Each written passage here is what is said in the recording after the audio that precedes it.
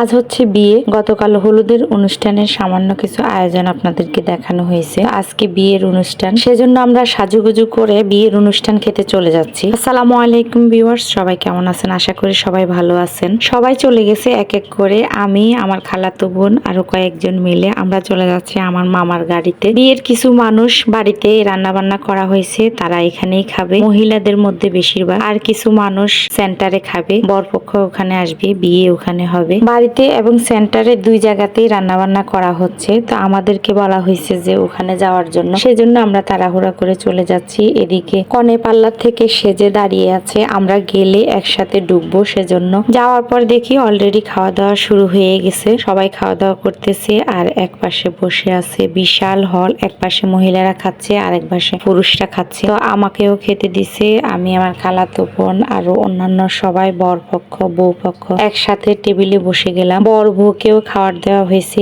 এদিকে আমিও সামান্য করে নিয়ে নিলাম। চিংড়ি মাছ, রোস্ট, ডিম এগুলো দিয়ে শুরু করেছি। আসলে বিয়ে বাড়ি, বিয়ের খানা সবকিছুই আছে, তবে বিয়ের খানাতে আমি অতটুকু খেতে পারি না। একসাথে এত আইটেম দিয়ে আসলে খাওয়া সম্ভব হয় না, তারপরও একটু নিছি। আর অন্যান্য আইটেম গুলা দেখা গেছে যে বেশি একটা খেতে পারি নাই। চিংড়ি মাছ আর রোস্ট দিয়ে খেতে না খেতে এনে দিছি এক বাটি গরুর মাংস, সেটা হচ্ছে বোনা। আরেক দিক দিয়ে আরেকজন এই দিক দিয়ে আমাকে খাসির মাংস দিয়ে গেছে।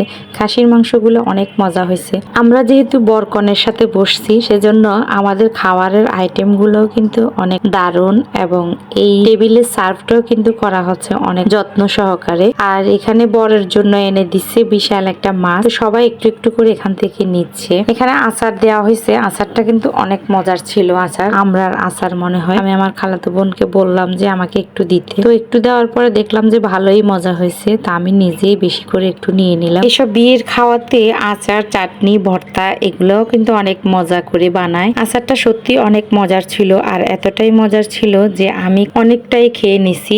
আর আমার খালাতো বোন তো খেয়ে বলতেছে যে বাবুর্চিকে দিয়ে আরো কিছু আচার বানিয়ে নিবে, সে ইটালি যেতে নিয়ে যাবে। ওর হাজবেন্ড বলতেছে আগে খাও, তারপরে দেখা যাবে। এগুলো নিয়ে আমরা খাওয়ার টেবিলে অনেক হাসাহাসি করতেছি। পরে আমার খালাতো বোনটাকে বললাম যে আমাকে একটু মাছ দে, দেখি বড় মাছের ভিতরে কি মজা আছে। আসলে বড় মাছ এভাবে রান্না করলে আসলে সবসময় মজা হয় না, ভিতরে মশলাগুলো একটু কমে মনে হয় যে ঢুকছে। যাই হোক, খাওয়া দাওয়ার পর্ব শেষ করে আমরা বাড়িতে চলে আসছি। আর বর কনেকে নিয়ে আসছে বাড়িতে, সবার সাথে দেখা করাবে। ছোট একটা প্রোগ্রাম রাখা হয়েছে, সেজন্য বর কনে নামছে আর বরের পক্ষ থেকে কয়েকজন লোক আসছে, তারাও নেমে আসতেছে। আর আমরা সবাই বের হচ্ছি না, আমরা কিন্তু এখানে পিটা ধরে আছি। বর আসবে, আমরা পিটা ধরবো, মানে গেট ধরে আছি যে এখানে টাকা দিবে, তারপরে পিটা কাটবে, তারপর আমরা ওনাদেরকে ঢুকতে দিব। তো এই নিয়ে অনেকক্ষণ আলোচনা সমালোচনা ঝগড়াঝাটি অনেক কিছু হওয়ার পরে যাই হোক ওনারা আমাদের চাহিদা মতো দিতে পারে নাই, যেতটুকুই দিছে। তারপরে আমরা ওনাদেরকে ঢুকতে দিছি ভিতরে। বিয়ে হওয়ার পরে বরকনে বাড়িতে আসছে, আর আসার আগ মুহূর্তে কারেন্টটা চলে গেছে, সেজন্য আমাকে অন্ধকারে ভিডিওটা করতে হয়েছে। ভাগ্যিস কারেন্ট ছিল না, কারেন্ট থাকলেও হয়তো আমি ভিডিওটা করতাম না। অনেকটা সময় গেটে দাঁড়িয়ে ছিল সবাই, এরপরে রুমে এনে বসাইছে, কারেন্টও আসছে। সবাইকে এখানে নাস্তা দেওয়া হয়েছে, বর কনেকে এখানে বসানো হয়েছে। সবাই এখানে যারা আছে তারা সবাই বর পক্ষ, আর কনে পক্ষ ভিতরে আছে কনের সাথে বসা। এখানে শুধু বরকে এখন বসানো হয়েছে। এখানে প্রোগ্রাম গুলো শেষ করে কনেকে নিয়ে যাবে, তো সবাই অপেক্ষা করতেছে। আর এখানে ছোট একটা কিউট বাবু দুষ্টামি করতেছে, নিজের মতো করে খেলতেছে। সব প্রোগ্রাম শেষ করে বর কনেকে নিয়ে গেছে, আর বিদায় মুহূর্তটা আসলে অনেক কষ্টের। সবাই কান্নাকাটি করতেছে। আজকের ভিডিওটা এ পর্যন্ত, সবাই ভালো থাকবেন, আল্লাহ হাফেজ।